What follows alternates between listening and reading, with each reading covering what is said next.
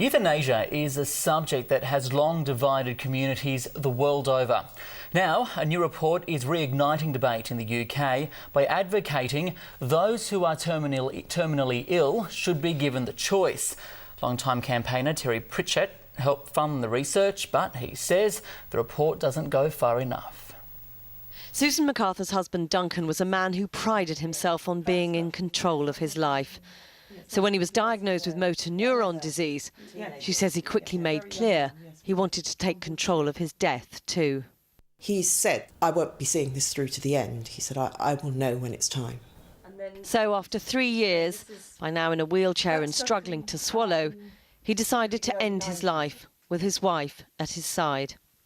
The last 2 nights before he died were the best 2 nights' sleep he'd had in many months, because he was at peace.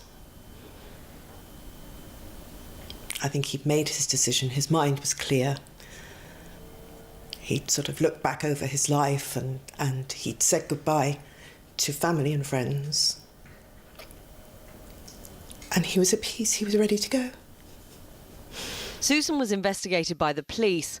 Assisting a suicide remains illegal, but guidance issued by the Director of Public Prosecutions in 2010 means relatives acting on compassionate grounds are unlikely to go to jail. And in the end, no case was pursued against Susan. I don't argue with what they did. It's just, I think the law as it stands at the moment puts both a family like mine and the police in a very invidious position. The Commission report says there's a strong case for changing the law to allow assisted dying with certain safeguards. It would be restricted to those over 18 with a terminal illness. They would have to have 12 months or less to live. And they would need to prove to doctors they are of sound mind and have a genuine desire to die. The author, Sir Terry Pritchett, who has Alzheimer's, co-funded the commission. He says the report is a first step, but ultimately, he says the government must allow people to make their own choices about how and when they die. I'm a writer. When Alzheimer's really takes over, I won't be a writer anymore.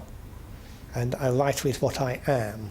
It is the centre of my being. The way that I'm still continuing to live now is because I write books, and somehow the process of writing books keeps me going. I live for it. I'm not certain I would live or want to live if I couldn't do it.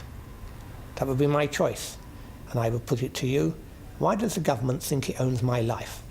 This debate is so polarised that many of those against assisted suicide simply refused to engage with the Commission at all.